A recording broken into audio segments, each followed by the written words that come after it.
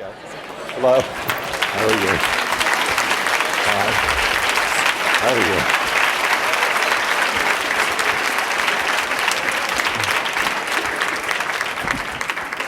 Well, hello, everybody. No, you can do better than that. Come on. It is my utter delight and privilege to welcome Justice Stephen Breyer back to Harvard Law School, where he was not only a student but also a member of the faculty. I will give a brief introduction. He has offered, and I have readily accepted, the suggestion that he will give a brief description of the mechanics of his institution. I think that'll be outstanding. I'll ask a few questions, and then I'll give you all a chance to ask some questions. But first, a brief introduction. There are very few people in the history of the United States who have actually offered their services and had that accepted at the highest levels of all three branches of the United States government. And Justice Stephen Breyer is one of those very few people. Of course, he is on the Supreme Court, as we know.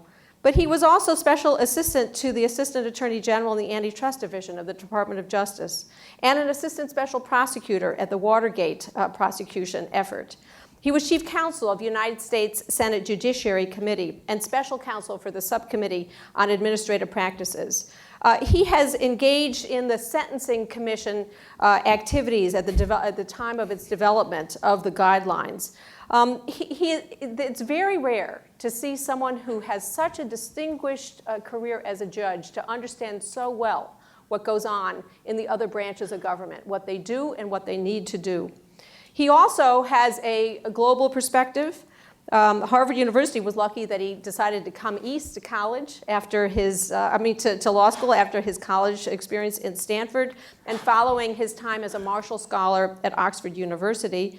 And he also really has traveled widely, and this year was elected to be a member of the very, very prestigious France Académie des Sciences Morales et Politiques, whose members in the past have included Thomas Jefferson, Václav Havel, and Ronald Reagan.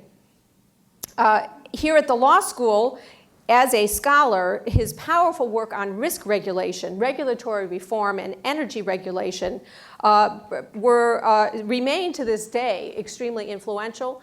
And as a justice, he has continued to write as a scholar, and his work addresses, particularly with care, matters of judicial interpretation and what does it take to make democracy work.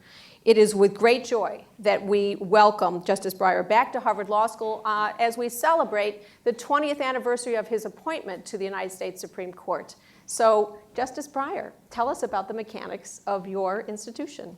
Well, all right. Well, thank you for inviting me. It's very nice. I did teach here full-time, I guess, for 13 years, and then part-time. Now, we didn't have rooms like this. Have you ever seen in Beyond the Fringe? You know, there used to be this funny thing with the coal miners, the Yorkshire miners, and they're all rich at the moment, and they're all saying how they grew up in the... Well, that was true. When I was here as a student, you know, this didn't exist. Where did we meet? In the hole in the ground. You know, there was this, and it even got freezing in the winter, and there wasn't even any heat, and we had nothing to eat. But it was a terrible door. We had wood, primarily wood, because that was all you could have. But anyway, it's improved, my God, a lot. And, your various benefactors. So so thank you for inviting me. See, the reason they only invite you occasionally is they want you to forget this costs a lot of money. But nonetheless, what I'll do is I'll just do something some of you will know, but not too many, interestingly enough. What do I do? What is my day like? And you know, most people think what I do, or like all of us do, we get all these cases, we say, oh, let's take this one, this would be fun. You know, sort of interesting. No, we don't. And there are certain misconceptions. So what is it like? What I tell the 10th graders, and they find this surprising, some of them not. I say, you know, there are a lot of arguments in the United States. I mean, several trillion people argue with their brothers, sisters, fathers, mothers, friends, others. They concern all kinds of things, family, money, crime sometimes. There are loads of arguments, trillions. Now, most of the time we get over them. Sometimes you can't. And if you really can't get over it, quite a few of those occasions, people may go to lawyers. Now, a lawyer is really supposed to settle this problem. I mean, that's the basic thing. hey, let's get over this. And every time they do settle, good, excellent. There are two people who are happy. Eddie Ginsburg used to say this. He was a family court judge in Cambridge, and the first thing he'd tell the people in front of him, the man and the woman or the fighting over the children, he says, I hope you can reach an agreement. Now, if you can't, I'll decide. But I promise you, whatever you decide together is going to be better than what I do. And there's a lot of truth to that.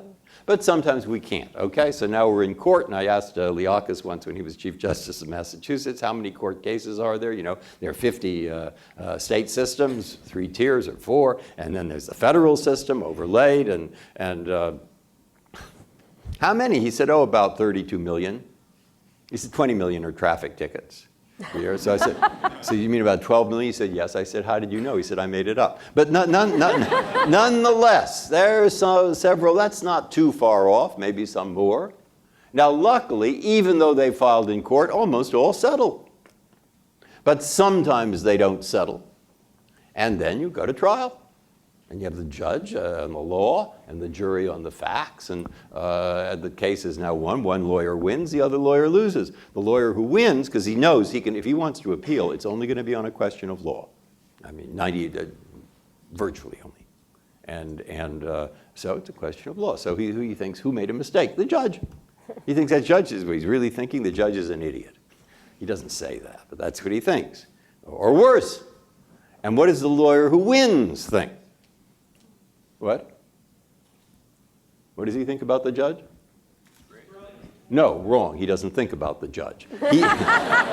He thinks he's a good lawyer.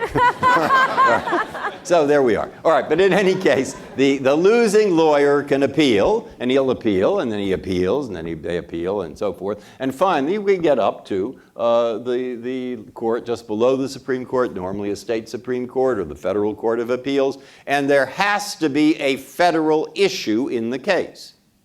Now, as you know, the state courts, almost all, will take federal questions. And the federal courts can take some state questions. That confuses the 10th graders. But I say the reason that's so is because there are people in law schools who teach procedure. They have to have something to teach. Otherwise, it'd be too simple. But nonetheless, we have, and this is a more accurate estimate, maybe 80 to 100,000 cases in this final tier here, below the Supreme Court, which have a federal issue. Some from state, some from the federal courts, as roughly. And our court, like almost all other, unlike almost all other federal courts, only considers federal issues. Remember that. That's the Constitution, and that's federal statutes, and maybe federal agency work. All right? Now, we're different from the federal circuit's the same, but I mean, we're different in that respect. So now, about of the 80,000 cases, say 8,000 each year, roughly, ask us to hear their case. And we'll hear, because we can grant the ones we want almost exclusively, we'll hear about 80. I've made it work out with the numbers. It's not quite right. But nonetheless, think of 80 or 85 out of, say, 8,500 or 8,000 or 7,500. Ask us out of 70,000 possible, 80,000 possible, out of millions, 8 million or so. And you see, it's a tiny tip of a very big iceberg. Now, why am I going to all that trouble? Because I want you to see that I have 2 jobs. The first job is to help decide what to decide.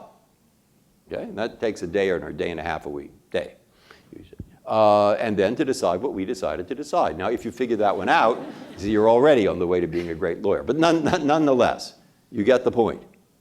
Now, why I've gone into all this is that almost nobody knows. Almost nobody. A few do. How is it we decide? Of those, let's see, 8,000 cases, 7,500, that's 150 a week about. How do we decide the 85? It is not true that I sit there and say, what fun. It would be, I don't do that, nor does anyone else, and nor do we decide how interesting. There is a pretty definite criteria, and they work pretty clearly, and it's much more mechanical than people think. All right, so what do I do? How do we do those 150 each week? We each have law clerks, say 4. 4 times, 8 of us are in a pool, it's around 30. 4 times 8, I'm not a mathematician, but nonetheless, you get the idea. Divide that into 150, and you get 5 or 6 or 4. So each of those law clerks is going through 4, 5, or 6 a week of those 150 petitions and figuring out, writing a memo, 2 pages to 10 pages. And I get a stack of memos like this. I can go up to the shelf and read the originals, but I rarely do. All right, so you say, well, I'm not being paid much. But nonetheless, am I not being paid to do this job? Why do I have the law clerk do it? And my truthful answer to this is I'd rather have a law clerk, a man or a woman who's just graduated, maybe served a year in another job clerking. Usually, they're great. I mean, they're intelligent, nice, pleasant. But the point is that human being called a law clerk will go through those 4 or 5 in detail. And that scrawled petition looks like a lunatic from somebody in prison somewhere. Occasionally, maybe it looks like a lunatic, but he has a point, you say. And we might grant it. And that law clerk who's doing 4 or 5, she might find it. I would not find it, pretending to go through 150, because it would be pretending, because it can't be done, really. And so therefore, I get this stack. Now I come to the main point, which is in going through this stack, I can separate out the possibles, usually about 10 out of the 150, 8, 10, 12, from the others, and I can do that in about an hour or 2. And I'm stressing that not to show I have some kind of X-ray vision or something, but because you'd come to the same conclusions, usually, that I would, if I tell you the criterion. Because what I'm doing, and this is the whole point, is not working out whether the lower courts are right or wrong. Taft said this after he was president. He was Chief Justice of the United States. He said this. He said they've had a trial. They've had 1 appeal, maybe 2, maybe 3. And we couldn't handle another appeal, so you're going endlessly. No, it gets cut off below us on just whether they're right or wrong. We are there, said Taft, to decide or to make uniform questions of federal law, because they should be uniform. And so our real object is to decide in those cases that require a uniform federal decision, which almost always is where the lower courts have come to different conclusions on the same question of federal law. You see? If we've all come to the same conclusion, why us? They're perfectly good judges.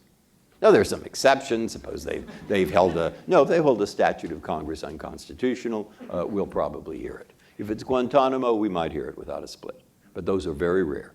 So now you can see why. What I'm really looking for is what's the issue? Is there a split? And that can be done pretty quickly.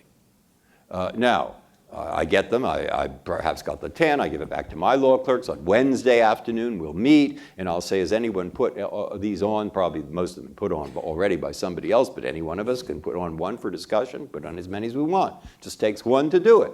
And on Friday, we'll have a discussion. On Thursday, I'll get the list and on Friday, we did this on Monday this week because it was the whole summer. On Friday, we go around the table. We're in our conference room, and when we get to the cert part, the chief says, well, this is the guy I vote to grant or to deny, and maybe a brief reason. And we go around the table, and we vote grant or deny, and if 4, along with a reason usually. And if 4 vote to grant, it's granted. No, if not 4, denied. I hear something, I say, geez, they don't get it. Or I say, oh my God, I don't get it. I better go back and look, and I can hold it over. Anyone can hold it over 1 week, 2 weeks, as long as we want. But if I hold it over, I'll try it in the next week to write a memo to the conference, and they'll read the memo, and then I might have the votes the next week. And if I failed, I'll feel strongly enough to write a dissent from a denial of cert, and if that fails, often it succeeds, and you never see it. So you only see the failed ones, which I'm hoping somebody might next time bring something, change it a little. Okay, but do you see how that works? That's important, because now you see what our agenda is. And you understand why I could have a case which can involve the comma in the Internal Revenue Code on section such and such, which means that the next word, which is a for, should be read as a which or a that. We had a case like that. I liked it. Nobody else did. But still, you see there's a division of opinion. And, or it could be Guantanamo, big Fourth Amendment case, or affirmative action or something. It splits. Now you get what our list looks like. Do you ever ask yourself, I wasn't sure whether to recommend that we hear this, but if 3 others want to, I'll do that. I'll put it on. That happens with considerable regularity. Somebody says, I just put this on because I thought we should look at it. And what are others thinking? And then what that usually results in is, not always, but somebody says, oh yeah, I see. And how about waiting for 4 others so that you might? No, you don't usually go to that. I mean, I'm not saying never, but it's what it is in this area. They're coming along like an express train. You see, by the way, suppose we vote to deny it and we made a mistake. We really should have heard it. What will happen? It's a huge thing. Everybody's shy. I never heard of that in the class. What happens if we should have taken this question, but if we didn't? What'll happen? It'll come back again. So there's no problem. Now, if it doesn't come back again? No problem. No problem. They didn't need us. You see, you get that because that's important. It's not quite right, but you get the idea now. You get the idea. Okay, now the rest of it is simple, but that's the day a week which people don't understand. And then when we grant a case, people start to write these things, briefs. I don't know why they're called. They're not brief, but nonetheless, we get the 50-page brief. It's blue, the petitioner, response, red, yellow, the reply. I usually start with the reply because it's the same argument, more concise. And that's true. And the Solicitor General, gray. The government's always gray. And then we have the light greens, which are supporting the Mikey supporting the petitioner, and the dark greens, the Mikey supporting the respondent. And there, I'm not delegating that. I mean, I'm reading all those briefs. So we hear the oral argument, as you probably do know, in 2-week sessions: October, November, December, January, first 2 weeks, February, March, April, last 2 weeks. 3 days each week: Monday, Tuesday, Wednesday, Monday, Tuesday, Wednesday. And the oral argument is an hour. 2 cases, usually. And it's horrible for the lawyers, because we see that. We've read the briefs. I mean, I'll have read all the briefs, and what do? Normally, there would say probably 15 briefs with the amici in a particular case, probably 10 to 12 for a session, a 2-week session. So I get these 12 boxes. I read them. Suppose it's 100 amici, as it was with affirmative action. Well, what I'll honestly do is I'll start reading them. I'll start reading them, and I'll list the ones I think are going to tell me the most. And then I will look through the others to see if they add anything. And you can tell pretty quickly. The amicus curiae briefs in Grutter, fabulous. In the copyright case we had, unbelievably good. At first, they'd really thought through how to divide up these tasks. Really good. It was a first sale doctrine case. And then sometimes, like actually most of the gay rights cases, pretty repetitive. But that's all right. People can write what they want. I'll read it. I'll divide the 4 sets of briefs. Each of my law clerks will do 3 sets. And that means that they'll read them more carefully, all right? And then I'll go to my clerk and I'll say, look, I want you to write a memo on this. I've done that for October, which is beginning. I'll get the memos when I get back this Thursday. I want you to write da-da-da-da-da, and you can add whatever you want. And then I'll read the memos, and then I'll have another conversation. So I've read the briefs. My clerk's read the briefs. The 2 of us have had a conversation, maybe 2. And now it's the oral argument. So you see, we think we know the arguments. You didn't make the argument in your brief, why not? I mean, you see, that's our mindset. Now, you're up there arguing that. Very tough, because we are just going to ask questions. It's awful. And you see one judge beginning to agree and the other begins to disagree. It's very difficult to do, really an art. And then we have the 2 weeks, and at the end of on Friday, we're in conference. We go around the table. First order of business, discuss the cases. We're there by ourselves. The Chief Justice says, this is issue da-da-da, and this is what I think. I think we should affirm because, and very succinct, 5 minutes, 10 minutes, most, usually. And then it goes to Justice Scalia, Justice Kennedy, Justice Thomas, Justice Ginsburg, me, Justice Alito, Justice Sotomayor, and Justice Kagan. And we all have books where we write down what the others say. After all, if I write the opinion, I better know what you want to say. And we write down, and then there's some back and forth. Not too much, but some. And the secret to that is people say what they really think, what their real reasons are. And there's no point saying, I have a better argument than you. Look, arguments are cheap. The briefs are filled with thousands. What is it that you're actually being moved by? And I listen to you so that I hear what you say. And if I have something to say that's relevant to what you're thinking, say it. But that ends pretty quickly. And then there's some back and forth. And we know where people tentatively stand. All right, so at the end of the 2 weeks, the Chief Justice, if he's in the majority, or whoever's senior in the majority, assigns the opinion. But that too is more mechanical than people think. Because he has to give everybody one opinion before anybody gets two. And everybody gets two before anybody gets three. And if he's not in the majority, that's all done with the senior person in the majority. All right, so he has fairly, not that much choice. And also, if you're going to assign somebody on the majority side, you have to be sure you're going to end up with an opinion. You never can be sure. You want an opinion for the court. So I can get a signed opinion. I know how to get one. When I was, for 11 years, the junior person, 4-4, it comes to me. You know how I can be sure I'll get the opinion? If you see that one, you won't. But because it took me a while to find out. All I have to say is, I'm not sure. Then they have to assign it to me. You see, there's no way around it. And I don't want it, basically. But there we are. So there are constraints. So the chief has, or whoever's senior, has some leeway, but usually not too much. And then, I suppose it's assigned to me. I go back to my clerk. I say, I want you to write a draft or a memo, whatever you want to call it. And she'll come in with 40 pages, and I'll read it. And I'll go back and read the briefs, and I sit at my word processor. And I write my draft. I give it back to her. She thinks hers is better. But nonetheless, she's very polite and doesn't say that. So then it goes over mine. I write another one. I usually have to do two from scratch. That's just a question of style. And then I give it back and forth, back and forth. Finally, we get something we're satisfied with. We circulate it, and I want to get my 5. I hope very much. 40% are unanimous, 40 or 50%. So there isn't usually but sometimes 5-4, probably 20, 25%. Not always the same 5, same 4 either, by any means.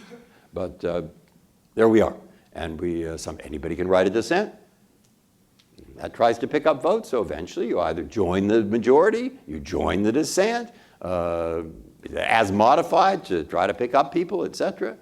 The dissent helps. You probably better majority when you take its criticisms into account. And everybody's expressed himself. The chief goes down the list first thing at the conference. Is everybody in on this case? Are you in on this case? And why not? Da, da, da. And finally, everybody's in, and the case comes out. There we are. You now are experts on the procedure. And the point of that in 20 minutes, which I want you to be, is because you see the mechanics play an important role. We're not there to make some theory about something. We're there to decide cases. That's the job. And Justice Kennedy said, it's very surprising. It's more like an express train. They keep coming along. All right, that's what it is. Now, you might not be right. All right, then we're not right. Nobody can be more than they are. But we'll do our best. And then they come out, and the law reviews can criticize them. And Rehnquist said that once. I'll end with that. Because he tried to pick up 5 people. It was important to get 5. And there were a few things a little obscure in his opinion, to say the least. And he said, well, what does that mean? And he said, I'll tell you. He said, we're going to have a majority opinion, and we'll let the law reviews figure it out. And so there's a little bit of that. But there we are. Okay, you're now experts, so I'm perfectly satisfied you know more about the procedures than most people want to know. And that's how we work every day. So what is the job? I told my son this when he was in high school. I said, I read and I write. That's what I spend my time doing. I write at the word processor, I read the briefs. So if you do your homework really well, you get a job, you can do homework the rest of your life.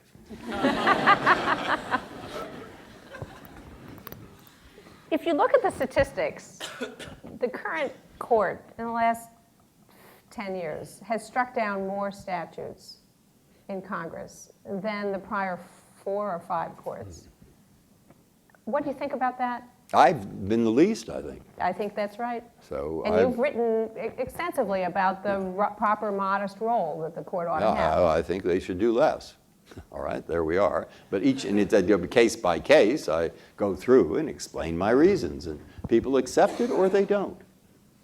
You know, I mean, the more that you write your reasons down, you explain it, and usually a dissent does have an impact. It makes a better majority, because nobody likes to be facing an argument that there's no answer to. So he will say, well, this is the answer, you get a better argument. Occasionally the court flips.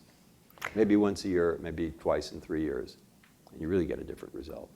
But I think would prefer that we not strike down so much. That is true, and I'd prefer it for reasons that I set out usually, individual and general. Well, in your, very important books, Active Liberty and more recently, Making Our Democracy Work, you talk about keeping in mind the purposes of the Constitution in interpreting statutes, and you also talk about the courts having an understanding of their relationship with the other branches and working in partnership. What does that mean? You have to look at individual situations.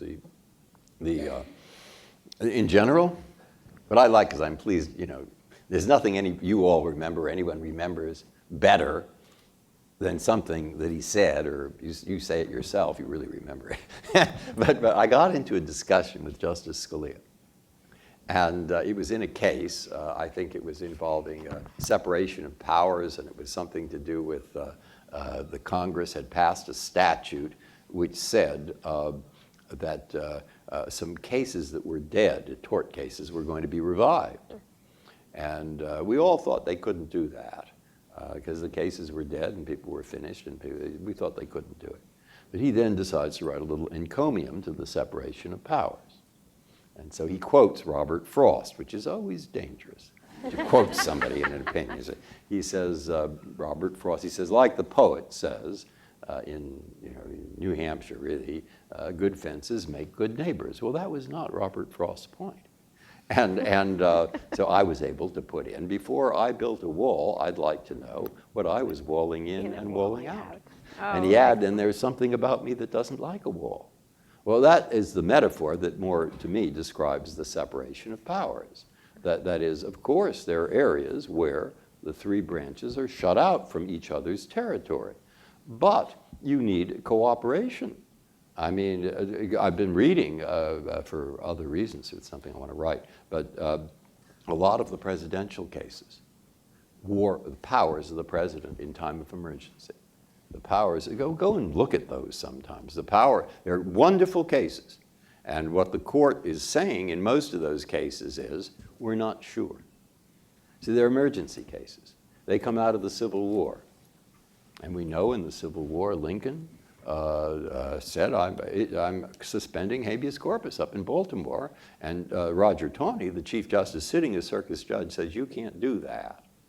And it's up to Congress to suspend the writ of habeas corpus. And Lincoln gave this famous thing, shall all the laws but one go unenforced and the nation fall to pieces lest that one be infringed? That was something like that. And, what he actually did was he sent a message to Congress, said, please pass it, and within a few days they passed it. All right, so it was not really a problem. But see what they went through in those wars. And sometimes presidents made big mistakes. And the court came back after the war in ex parte Milligan and said, you cannot have military tribunals. And 9-0 because Congress hadn't acted. And 5 said you never can, special military tribunals, and et cetera. And then they had to back away from that. Another case called Quirin. You read a few of those cases and you realize, well, what are they doing? They are trying to run the country, the President of the United States. That's his job. Francis Biddle, when asked about Korematsu, what did President Roosevelt, why did he do this? Japanese internment. Yeah, the Japanese internment cases. Biddle said, well, I don't think he thought that much about the Constitution. He said, I don't think presidents in wartime have. And they figured the court will work it out maybe, long from now. 3 years from now. Yeah, long from now. Right. Well, what are we seeing? His job is to save the country. Does that mean the court should uphold him? Not necessarily. And how do we say when, and how do we say why, and so forth? These are matters that do not admit.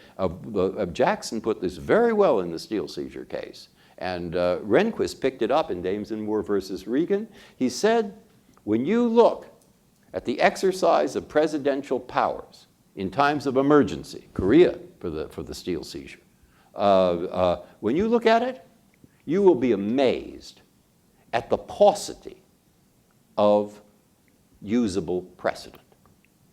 And because he said, you go back, look to what the founders said, he says that is like the dreams that Joseph was called upon to interpret for Pharaoh. That was a good line. And there is considerable truth to that. And so each of these often starts out with a disclaimer. Oh, there are all kinds. That's Dames and Moores. Special circumstances. Why? Because this is not a theory. Because the people who are in Congress or the president are trying to do a practical task of governing the country within the framework of the Constitution, and the court knows that. And the court has to be able to take things like that into account. And there are ways to do it.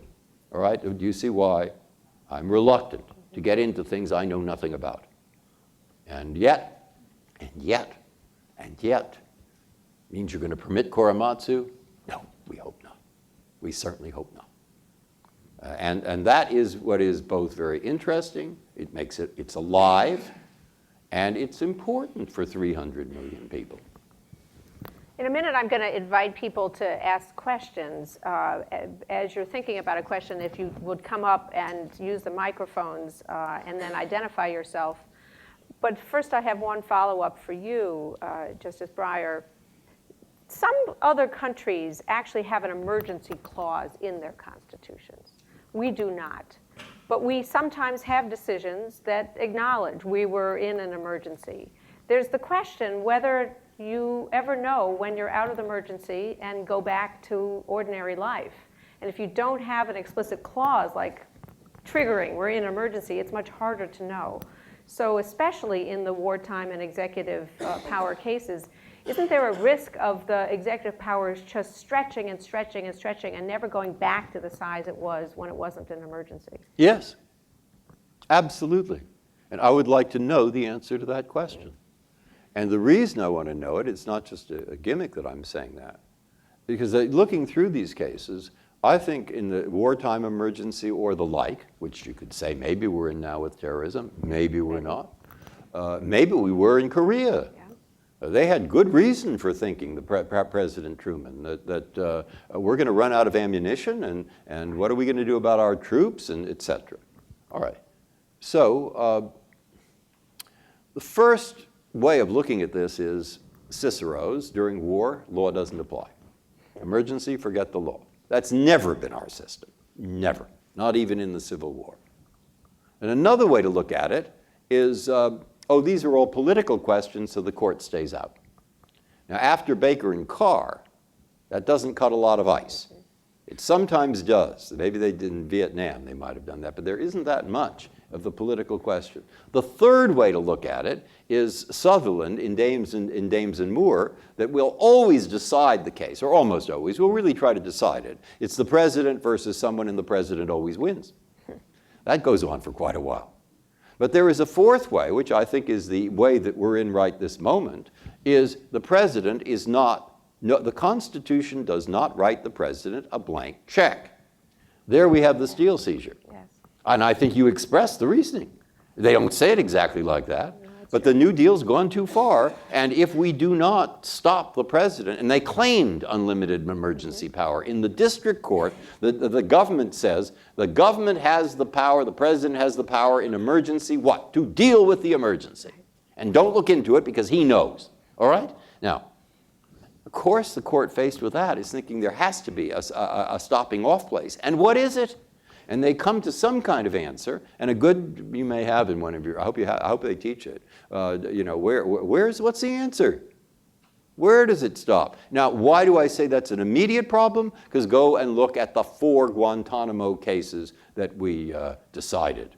Case 1, well, that isn't too much of a problem for this purpose, because we say that the habeas statute applies to Guantanamo because it's like America, which it was, I think. Second, not too much of a problem, we say they cannot have special military tribunals because Congress didn't authorize it. That's easy with ex parte Milligan, or fairly easy.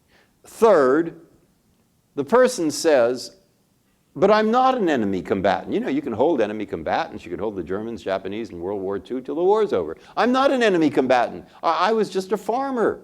And the army says, okay, why'd you have a bazooka?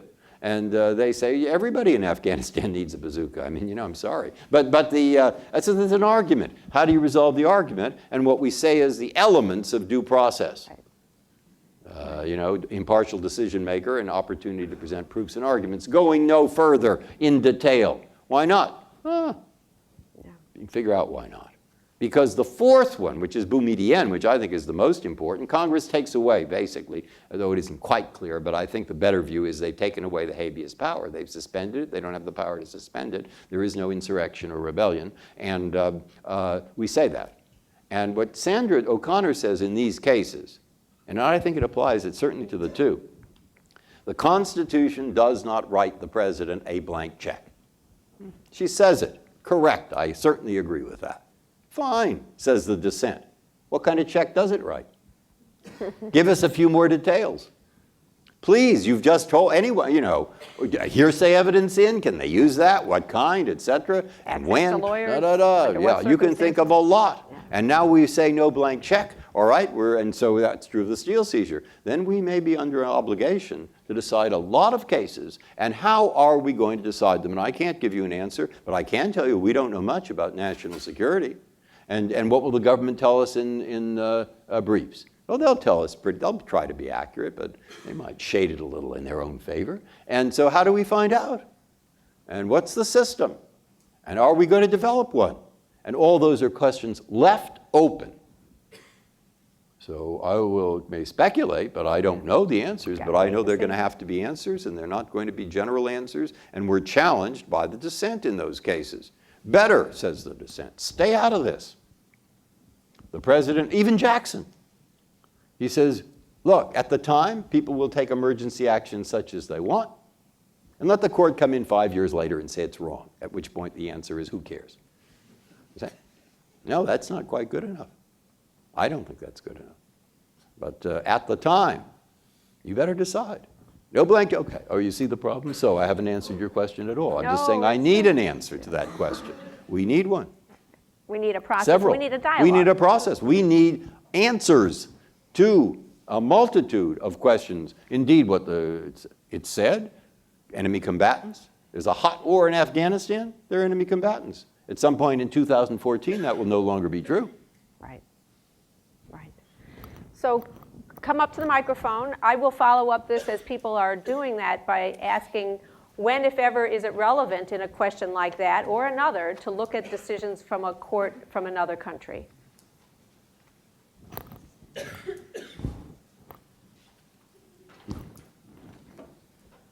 Okay, whatever you would like. You can ask whatever you want. So identify yourself and your name, where you are in school, here now. Okay. My name is Amal Albakar. I'm a 1L. I'm originally from New York City. So it's a two-factor question, actually. First is you talked a lot about the mechanics of your day-to-day, but what does being a justice mean to you, the value that it holds to you? And then the second thing is, do you miss being on the other side as a lawyer? And more importantly, do you miss being a professor? So. Starting backwards, I definitely miss being a professor. You see, I like teaching. It's fun. And it's interesting, and you have people who aren't necessarily, they're younger. That's good for an older person. And you get ideas. They're out there. Come teach her anytime. Well, thank you. No, I like that. Thank you. But you can see that I like it, and I did like it, and it's something I miss. And what about being a lawyer? I never was. I mean, I did practice once, but I got a job probably in my second year. I said, there was one of you can do this. You're in a powerful position. Being Harvard graduates, one of these firms said they'd offer me a job in my second year, and I noticed they had a branch in Paris. So I said, well, what about sending me to Paris? So they said, well, we hadn't thought of that, but if you want to. So yeah, I do. Okay, so, but I'm not saying that prepared me for the bar. But I was in the Justice Department. I found that very interesting. I probably worked as a lawyer somewhat, but in the Judiciary Committee, I loved that job. I loved working in the Senate. It was just filled with interest. And so I've been very lucky in that respect. And as a justice, it's better for a person as he gets older. Judge is a job where experience does help, and even though it not necessarily give you the answers, You're there with whatever level of judging, you cannot let up, because the people in front of you, it matters. And when you're on our court, it matters to maybe tens of millions or hundreds of millions of people. And David Souter, who I like very much, he said, you know, your trouble with this job is you're always on duty. And that's true. So you have to be careful. But as I say, it keeps you alert. You have to give your best to it. In the first 3 years, you're frightened to death because you think, I don't know what's going to happen. I mean, how do I know I can do this? And then after 3 years, you think, well, maybe I can, maybe I can't, but this is the best I can do, and I better continue doing that. So it's a very, very interesting job, but more than that, it matters to people, and that is a tremendous source of satisfaction if you can continuously recognize that and you just do your best. Thank you. Hi, I'm Francesca Procaccini. I'm a 2L. You spoke about Justice Jackson's opinion in Youngstown. And the opinion begins with sort of a short meditation on how difficult these questions are for the executive branch because national security and American lives are at stake. And it seems like he's reflecting on his own time in the executive branch when he writes those words. So I'm wondering what lessons you bring with you from your time in the other branches of government, specifically when you are deciding an executive powers case. Well, there is, if I had to pick one, I would say, because of certain difficulties, particularly with statutes, there is a lesson from teaching. Two I think I got out of teaching. When somebody responds to a question in class, listen if you're teaching them, and repeat what they said, putting it in its best light. Even if the person who said those words wasn't thinking of it that way. Put it in its best light. That will produce a very good discussion. All right? I think that's so true of statutes. I think that's so true of executive. They don't always know, but they're on top of it. So try to put it in its better light, not its worse light. Never interpret a statute I can think of. I hate to say never, because always exceptions. Don't interpret a statute to do something ridiculous and then say it's unconstitutional. Interpret it so that it'll be constitutional. And the other thing, which is just in a way cosmetic, but I learned both from the classroom and from being a judge in the First Circuit, listen to what the people say and maybe even repeat it back, again, put succinctly. And they'll be almost as pleased as if they had won. Not quite. But you see, at least they know the point was taken in. All right? And that helps a lot. And why do I say that's our time? Because I think we are in a kind of difficult situation in the Congress. We see that. It's hard for the president. It's hard for the Congress. They have the press there listening to every word they say and maybe not casting it in its best light. And maybe casting it in some light that is going to make them look ridiculous or that they'll be sorry. They're tweeting it in 140 characters. Tough. Right. Very, very tough. All right? We have the luxury of tenure, and we have the luxury of time to think through these things and get a lot of points of view. And the virtues of that are inestimable. I mean, they're really good. Get a lot of people. Great. Thank you. Hello, Justice Breyer. I'm Harry Rudo, a 1L from Maryland. When you were first appointed to the court, the court's makeup was very steady and stable for a number of years. Yeah. How much of an effect would you say that had on the procedural aspects of the court's, sort of how they chose their cases and overall process? Not necessarily too much because of the criteria for choosing cases, but Justice White said that with every new judge, it becomes a new court. And that's true. Not necessarily better or worse, but the dynamic changes. So I got used to it. It's 11 years. 11 years. I almost hold the world's record. You realize that if Alito had just waited for 11 days, I would have been so I could have gone down in history, the longest serving junior justice. And I could have gone down in history as the answer to a trivia question. But yeah, I like that court. I got used to it. And no one likes change, but the new members are very good, and there we are. We have new ways of interacting, not dramatically, but somewhat. So it changes. Did you enjoy not being the junior justice anymore? No, it makes absolutely no difference at all. I mean, you don't do anything as junior justice. You open the door in case somebody knocks on the door. When conference usually has a cup of coffee for someone. So I remember I said to Nino, Nino Scalia, it was some coffee for him. So he said, "You've been doing this for a long time." And I said, "Yeah, and I've gotten really good at it." So he said, "No, you haven't actually." But we get on well, personally. And in that conference, it's still true, I have never heard a voice raised in anger.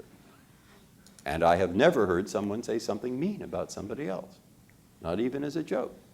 It's professional. We go around the table, and we state our views and listen to the others.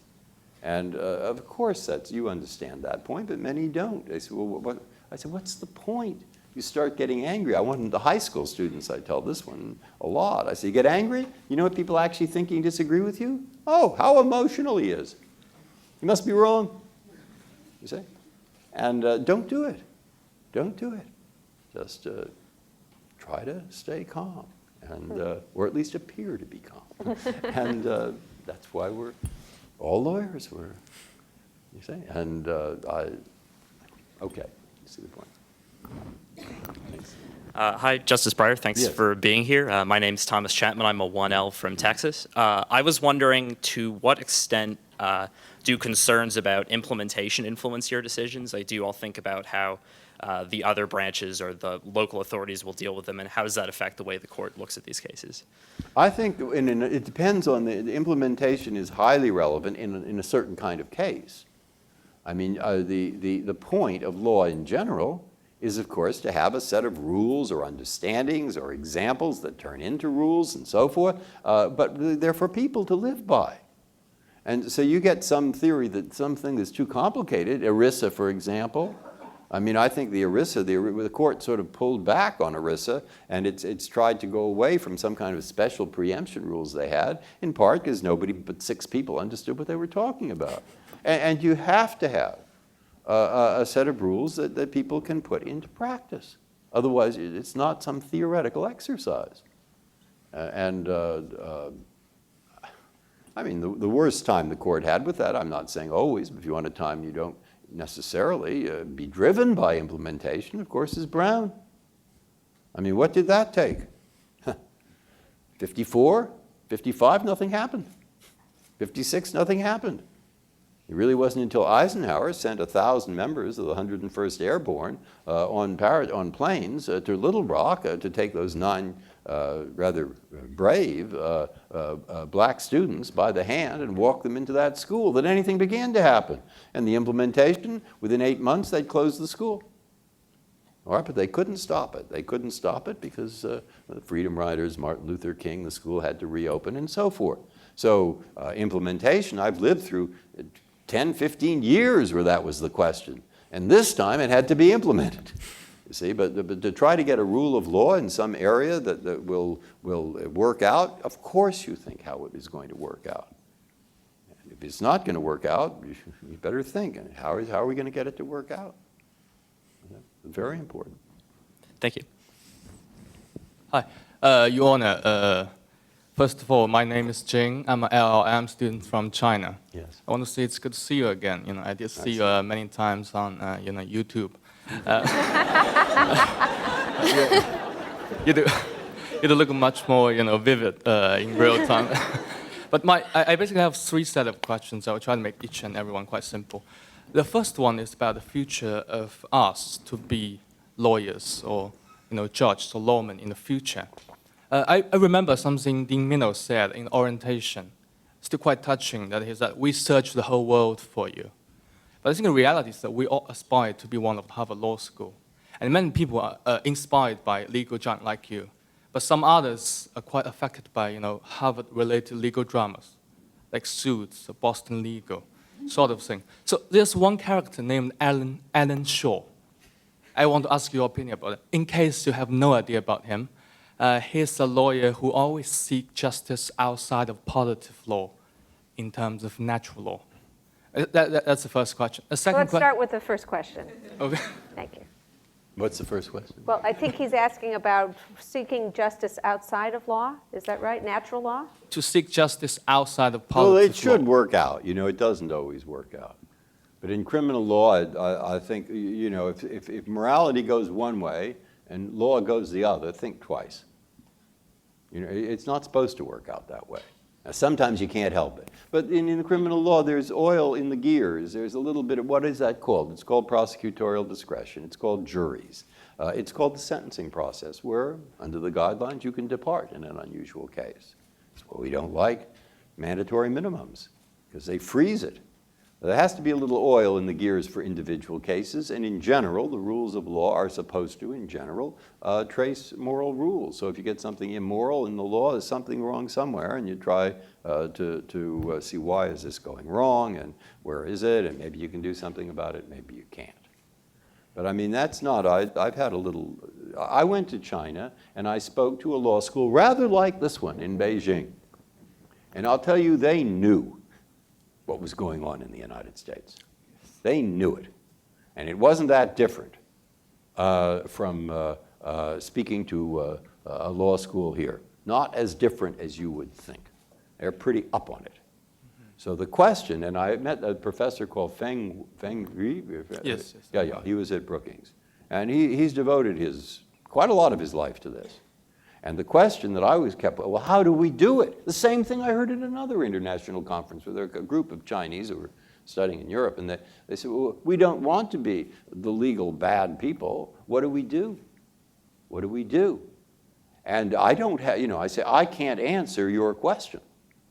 I can sit down with you and we can figure out maybe a few things, which we did actually figure out. I thought were interesting. And, I get the same question from all over the place. The president of the Supreme Court of Ghana was in my office, visiting over here, and some judges from Burkina Faso, you know, and other. They said, why do people in the United States do what you tell them? Well, that's a big question. That's a big question. And in China, there are two problems that keep coming up. They said one is that in whatever case the party wants, it can take it out of the courts. That's a problem. And the problem is that the police chief might send somebody into labor even though the court acquitted them. Now, you want to give that up? Some do, some don't. And they'll discuss it. That's what's so interesting to me. All right? So what I say about the rule of law, whether it's China or whether it's Burkina Faso or wherever it is, I say, I'll tell you something. This is a great document, the Constitution of the United States. It's a fabulous document. I don't know how they wrote it, all right? And it's brief, and it has general principles. Fabulous. But you say, why do people follow what we say? That's a different question. And I say, I have to tell you history. I have to tell you that we have the history of the Cherokee Indian case. They didn't. John Marshall says that the land belongs to the Cherokees. Andrew Jackson says he made his decision, let him enforce it. And the president sends troops to drive the Indians out. Okay? And we had a civil war. And we had Little Rock, where they just weren't going to do it. And then when people say, what about Bush v. Gore? I say what Harry Reid said, our Democratic leader in the Senate, which was, I thought, a very good point. He says the most remarkable thing about that case is never remarked, which is very important case. Well, maybe not as much as people think, but pretty important. Very important case. Affects a lot of people. Very unpopular, at least in half the country, or maybe a little more than half. All right, but in any case, unpopular and wrong, in my opinion, and his, I think. I wrote a dissent. Okay, unpopular, important, and wrong. So did you see people killing each other in the streets? No. Did you see them throwing bricks? No. And I go to places I know in certain undergraduate audiences, they'll say, too bad there weren't. And I say, okay, really? Before you think that, go turn on the television set and look how people decide to answer their questions. And you say, you want that? What I see in front of me is people, every race, every religion, every point of view. And I've used this joke 50 times, but it's true that my mother used to say, there's no point of view so crazy that there isn't somebody in this country who doesn't hold it. And then we were in San Francisco. She said, they all live in Los Angeles. But nonetheless, you get the point. So I say it's 200 years. And America, we did have 80 years of segregation. We had slavery. We had all kinds of stuff. And it's a very, very important lesson over a long period of time. So when I'm talking to the people from other countries, I say the best thing I think you can do is talk to people who aren't lawyers. That gives you back to your first question. I say, go to the villages, or go to the press, or go to people, and get them to understand why it matters sometimes to follow a decision of a judge that you think is wrong. And there's where you have to get your support. I say, contrary to popular belief, there are 309 million Americans out of the 310 who are not lawyers. And I said, there is where the support has to lie. So the other million have to convince them. So you have a big job, but it's important. Thank you very much. Okay, because I don't want to answer more than one for each person. Okay? Yeah. Hi, thank you so much for coming today. My name is Thea, and I'm a 1L. So my question is, imagine for a moment that a country is writing a brand new constitution based on the multiple decades that you have spent working with our own constitution. What advice would you give to this country that could perhaps help them to avoid some of the issues we've faced in our history? No, I'd say one, make it as not complicated as you can. And don't put too many things in it that you think can't be enforced. And then spend the rest of your time trying to explain to people in your country, a judicial review is not a bad idea. It's no guarantee. We came around to it and more countries have come around to the idea of judicial review because they think that'll help. Not that it's a guarantee, but it will help guarantee, it won't, but it will help assure that these human rights and democratic forms of government are actually take place, even when they're unpopular. And then you have to do an awful lot of trying to bring people around to the point of view that judges are people, maybe even when they're human, they're going to err, make a mistake sometimes. So, but this rule of law is a help. And you said one thing in there, why do you want to say something about the rule of law?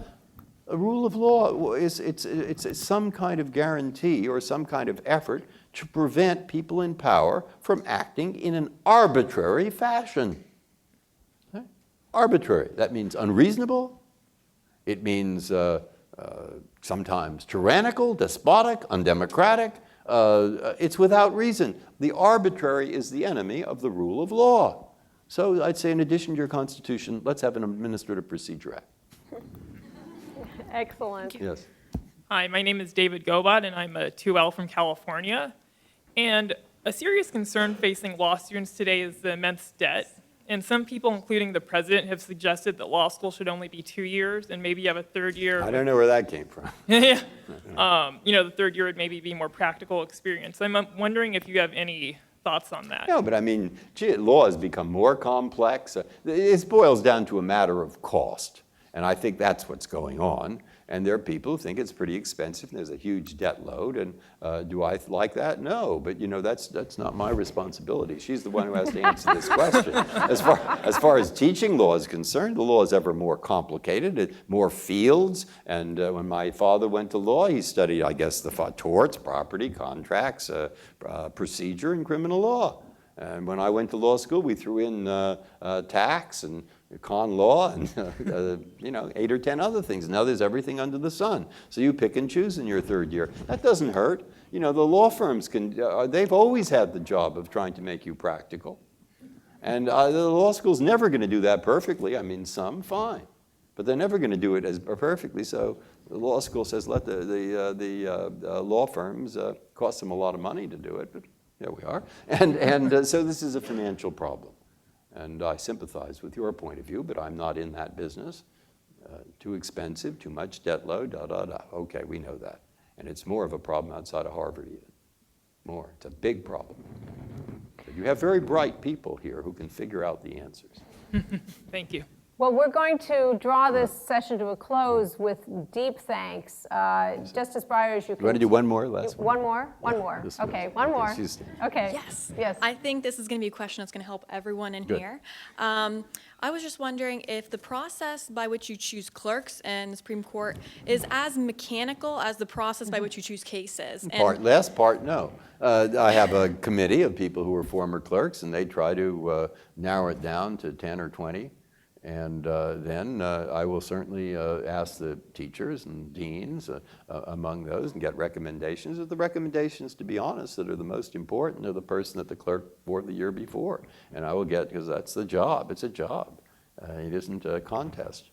And, and so I will go and ask the judge who this applicant worked for, and then I'll interview about 8 or 10 people. And, I mean, I like all of them usually, or 90%.